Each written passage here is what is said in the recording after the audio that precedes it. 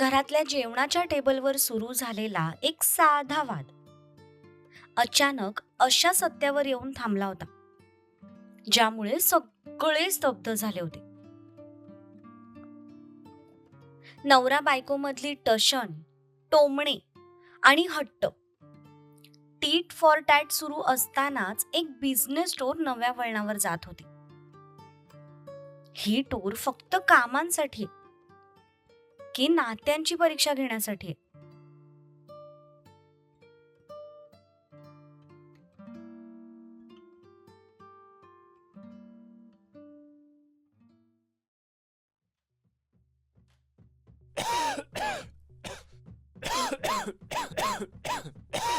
ए बाई, तू घरात सगळ्यांना शांततेत जेवू देणार आहेस का? जेवताना कशाला वाद घालतेस? बघ, लागला ना त्याला ठसका. आत्या, त्यांना ठसका लागलाय कारण मी ज्या खडूस बॉस बद्दल बोलते ना, ते बॉस हेच आहेत.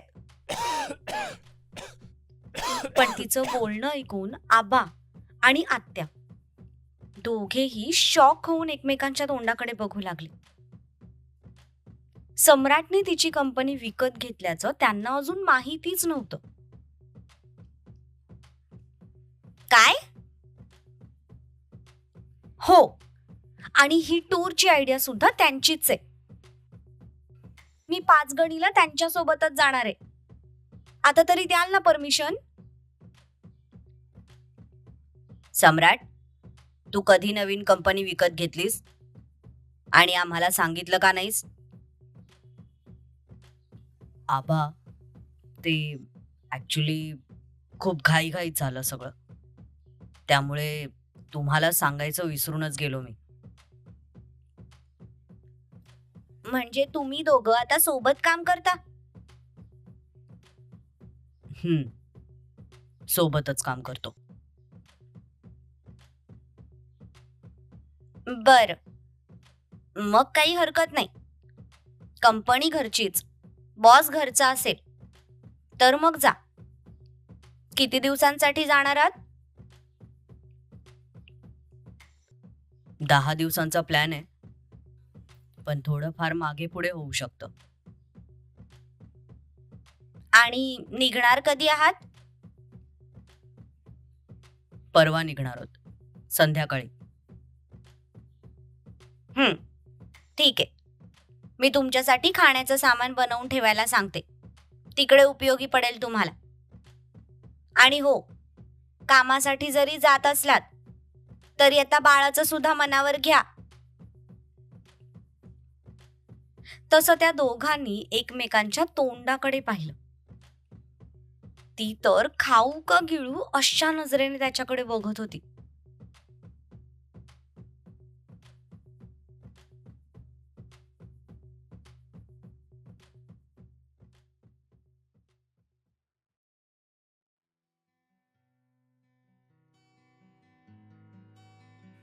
पुढचे 2 दिवस असेच निघून गेले. शौर्यचे आई बाबा सुद्धा आता परत आले होते. ते आले आले आपण लगेच बाहेर जाणं दोघांच्याही मनाला पटणार नव्हतं. म्हणून थोड्या दिवसांनी जाऊ, असं डिसिजन दोघांनी म्युच्युअली घेतलं.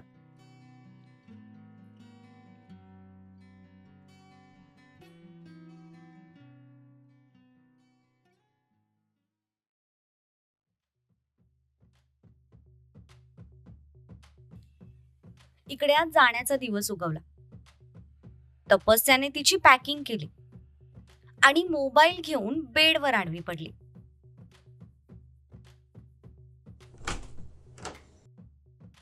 बरं, बसची अरेंजमेंट झाली आहे ना?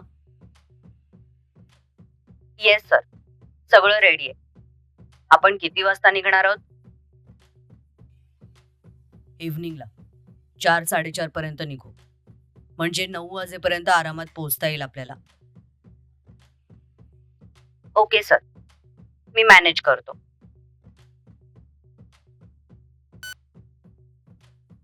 सम्राटने फोन कट केला. फोन कट करून जेव्हा त्याने समोर पाहिलं तेव्हा आपसूक त्याच्या कपाळावर आठ्या पसरल्या. मोबाईलमध्ये बघत तपस्या गाणं गुणगुणत होती. जान, त्याने तिला आवाज दिला, पण मॅडमने सपशेल त्याच्या हाकेला इग्नोर केलं. जान, तुझ्याशी बोलतोय मी. पुन्हा तिने इग्नोर केलं. तसं मात्र तो आता चिडला. तो फिरून चालत तिच्या बाजूला गेला. त्याने डायरेक्ट तिच्या हातातला मोबाईल खेचून घेतला. बहिरी झालीस का? इतका वेळचा आवाज देतो, ऐकायला येत नाही तुला? आवाज? आणि मला? पण मला तर तपस्या हे नाव ऐकायलाच आलं नाही. तसं मात्र त्याला त्याची चूक लक्षात आली. जेव्हापासून त्यांची ही टशन सुरू झाली होती, तेव्हापासून त्याने एकदाही तिला जान या नावाने हाक मारली नव्हती. तो तिला तपस्याच म्हणायचा, पण आज फ्लो मध्ये तो तिला त्याच नावाने बोलून गेला होता. म्हणून आता ती त्याची मजा घेत होती. तू फक्त तुझी बॅग भरलीस, माझी बॅग कोण भरणार? मी का तुमची बॅग भरू? का म्हणजे? जेव्हा पण आपण बाहेर जातो तेव्हा माझी बॅग तूच भरतेस ना, मग आज पण तूच भरणार. ओ अच्छा. मग या रूल नुसार जेव्हा पण मी घरात कोणता मुद्दा मांडते तेव्हा माझ्या सपोर्टसाठी तुम्ही नेहमी असता. पण तुम्ही तर परवा माझी काहीच मदत केली नाहीत. माझी लढाई मलाच लढावी लागली. मग आता तुमची बॅग सुद्धा तुम्हीच भरायची. तसे त्याने दात गच्च आवळले. त्याला जितकी ही लढाई सोपी वाटत होती, तितकी नक्कीच सोपी नाहीये हे आता त्याला पदोपदी जाणवत होतं. त्याची बायको त्याला फुल ऑन टशन देत होती आणि अगदी टीट फॉर टॅट अशी लढाई सुरू होती. तू पहिल्यापासूनच इतकी हट्टी आहेस की आत्ता झाली आहेस? त्याचं काय ना, मी आधी फक्त आगाऊ होते. हट्टीपणा करायला मी तुमच्याकडून शिकले. ते म्हणतात ना, ढवळ्यासोबत पवळ्या बांधला, वाण नाही पण गुण लागला. तसंच. चला चला, फक्त 3 तास बाकी आहे टूर निघायला. पॅकिंग करायला घ्या. आणि हो, काही मदत लागली ना तर मला अजिबात आवाज देऊ नका, कारण मी चालले पार्लरला. तिने त्याच्या हातून फोन काढून घेतला आणि केसांना झटका देत ऍटिट्यूड मध्ये त्याला क्रॉस करून निघून गेली. तो मात्र तिच्या जाणाऱ्या आकृतीकडे बघतच राहिला.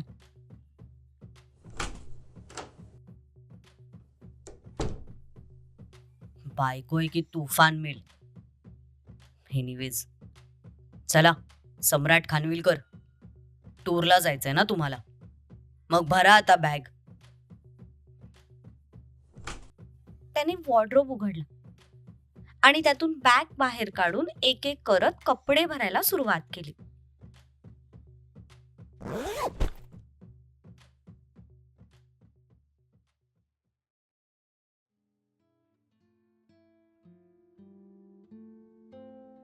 संध्याकाळी 4 वाजता ऑफिस कॅम्पसमध्ये सगळेजण पोहोचले. बस तिथे आधीच रेडी होती. सगळे एम्प्लॉई सुद्धा आपापल्या बॅग्स घेऊन एकत्र जमा झाले होते. तपस्या मुद्दामून घरून लवकर निघाली होती. यार, I am so excited. Naveen boss सोबत आपली ही पहिली टूर असणार आहे. ते दिसायला जितके खडूस दिसतात ना, तितक्याच त्यांच्या बिझनेस आयडियाज भन्नाट आहेत. अशा माणसासोबत काम करायला मिळणं म्हणजे आपलं नशीब आहे. तपस्याच्या शेजारी एक ग्रुप उभा होता. त्यातच हे सगळं बोलणं सुरू होतं. नशीब? उलट तुमचं नशीब खराब आहे. म्हणून तुम्हाला असं खडूस बॉस भेटलाय. आणि माझं नशीब तर त्याहूनही खराब आहे, म्हणून मला इतका खडूस नवरा मिळालाय. जरा म्हणून बायकोची काळजी नाही. उभ्या उभ्या पुन्हा एकदा ती सम्राटच्या नावाने खडे फोडत होती. बाजूलाच उभी राहून ती त्या ग्रुप मधलं डिस्कशन ऐकत होती.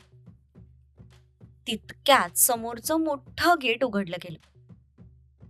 त्याचसोबत एक ब्लॅक कलरची मर्सिडीज आतमध्ये आली. तशा सगळ्यांच्या नजरा त्या दिशेने वळाल्या.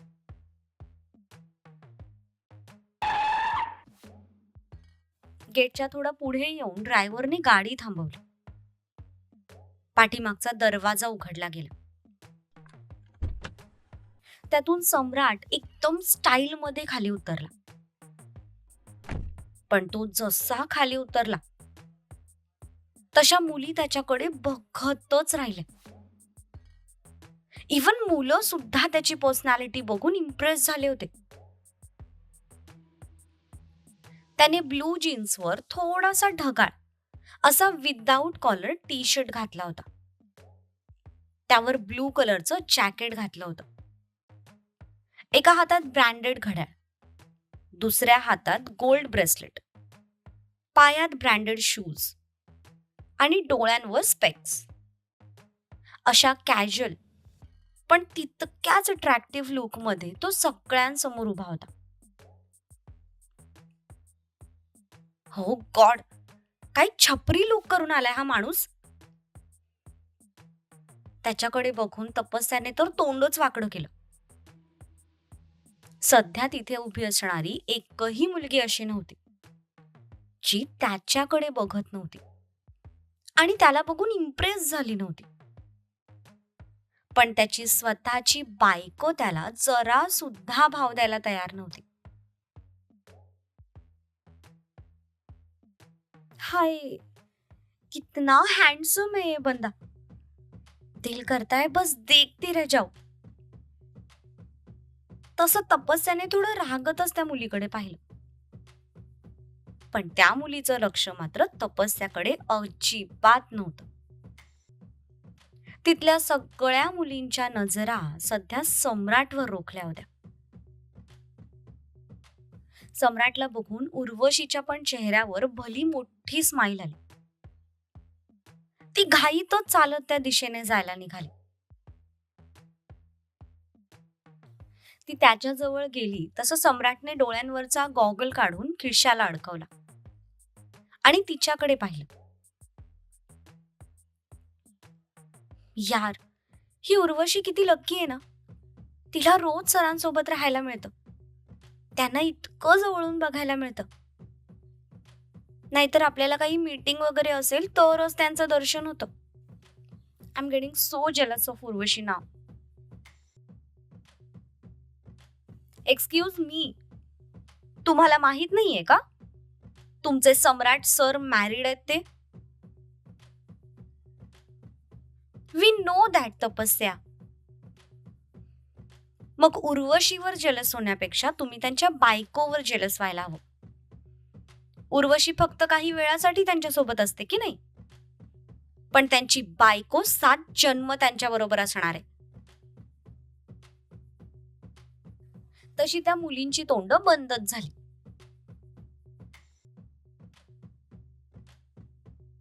सम्राट दिसला तसं उर्वशी त्याच्या जवळ गेली. सर. व्हॉट? Nothing sir. तुम्ही आलात म्हणून मी तुम्हाला वेलकम करण्यासाठी आले.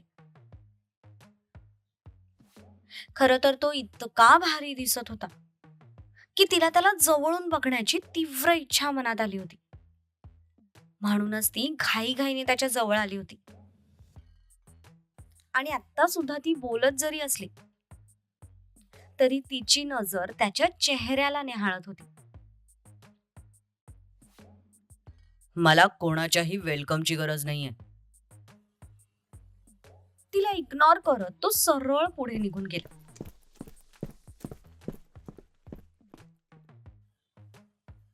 उर्वशीचं तोंड मात्र एका झटक्यात पडलं.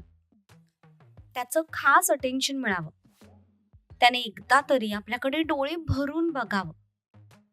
म्हणून मॅडम मस्त सजून धजून आल्या होत्या. पण त्याने तिच्यावर साधी एक नजर सुद्धा नीट टाकली नव्हती. ते बघून बिचारीचा हिरमोड झाला.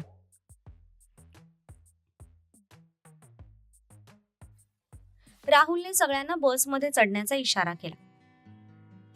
सगळेजण एक एक करत बसमध्ये चढू लागले.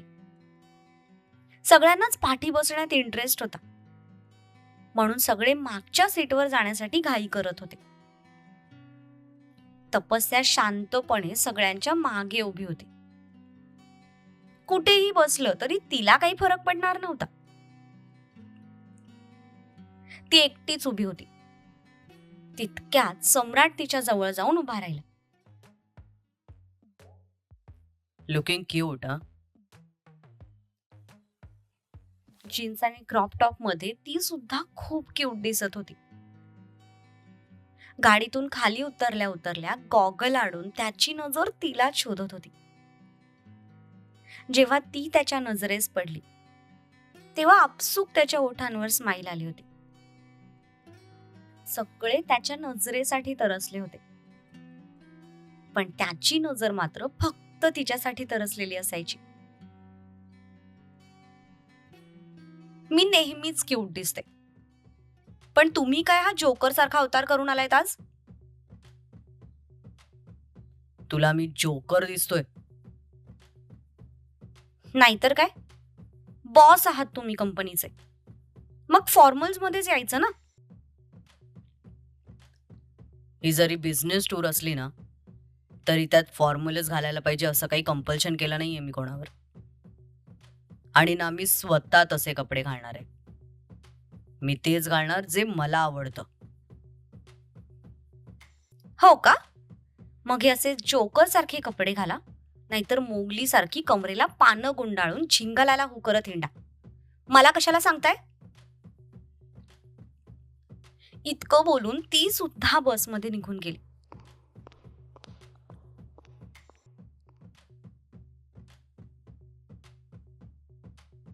देवा, माझ्यासाठी हा फक्त एकच एवढा पीस शिल्लक राहिला होता का? वर आकाशाकडे बघत सम्राट मनातच बडबडत होता.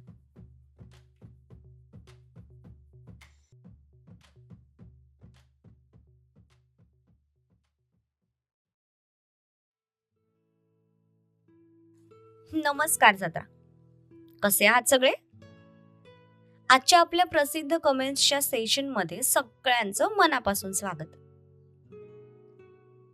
आजची आपली पहिली प्रसिद्ध कमेंट आहे के फडतरे यांची. कथेमध्ये जी पात्र तुम्ही रंगवता ती अप्रतिम आहेत. कथेमध्ये प्रेमाची भाषा तर एकदम मस्त, सुंदर. आपल्याच जीवनात घडतंय इतकी सगळी पात्र जवळची वाटतात. रोमॅन्स तर खूप सुंदर. तुमचे शब्द खरंच मनाला भिडतायत करुणाजी. कथेतली पात्र तुम्हाला इतकी जवळची वाटतायत, त्यातलं प्रेम तुम्हाला इतकं जवळचं वाटतंय. यापेक्षा मोठं कौतुक आमच्यासाठी काहीच नाही. आम्ही फक्त कथा लिहित नाही किंवा फक्त कथा वाचन करत नाही, तर तुमच्या भावना जपण्याचा प्रयत्न करतो. आणि आमच्या भावना तुमच्या मनापर्यंत पोहोचतायत हेच आमचं खरं यश आहे.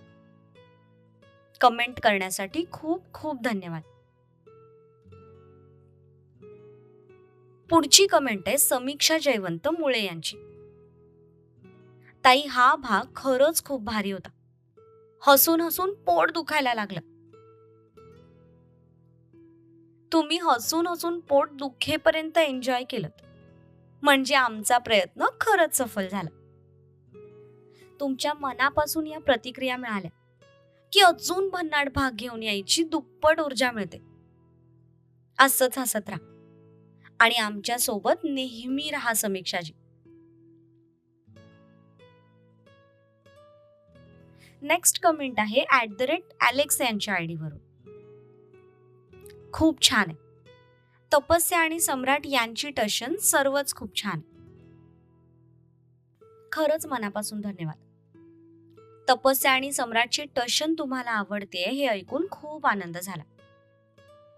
त्यांच्यातली केमिस्ट्री, प्रेम आणि ती डेंजर टशन, हेच तर त्यांच्या नात्याचं खास सौंदर्य आहे. पुढची कमेंट आहे छाया यांची. छान, दोन्ही जोड्या खूप छान आहेत. तुम्हाला दोन्ही जोड्या आवडतायत हे ऐकून दिल गार्डन गार्डन झालं. ही फक्त कथेतली पात्र नाहीयेत, तर त्यांच्या नात्यातला विश्वास, प्रेम, थोडीशी टशन आणि एकमेकांसाठीची काळजी, हे सगळं आम्ही मनापासून तुमच्यापर्यंत पोहोचवण्याचा प्रयत्न करतो आणि तुम्हाला ते जाणवतंय. महत्वाचं म्हणजे आवडतंय. हीच आमच्यासाठी खूप मोठी गोष्ट आहे. कमेंट करण्यासाठी खूप धन्यवाद छायाजी. शेवटची प्रसिद्ध कमेंट आहे साक्षी तांबे यांची. खूप खूप छान होता भाग. धन्यवाद साक्षीजी. तुमच्या या मनापासून केलेल्या कमेंटसाठी खूप खूप धन्यवाद. तुमच्यासारख्या प्रेक्षकांमुळे आम्हाला अजून सुंदर कथा तुमच्यापर्यंत पोहोचवण्याची प्रेरणा मिळते. तुम्हा सर्वांचं मनापासून आभार, ज्यांनी खूप वेळ काढून सुंदर कमेंट्स लिहिल्यात, पण आजच्या प्रसिद्ध कमेंट्सच्या या सेशनमध्ये त्या वाचून दाखवता आल्या नाहीत. त्यांचं प्रेम अजिबात दुर्लक्षित केलं नाही. तुमची प्रत्येक कमेंट आम्ही वाचतो. तुमचं हे निस्वार्थ प्रेम आणि विश्वास आमच्यासाठी खूप मोलाचं आहे. कथा आवडत असतील तर चॅनलला नक्की सबस्क्राईब करा. आपली ही प्रसिद्ध फॅमिली आपल्याला अशीच अजून प्रसिद्ध करायची.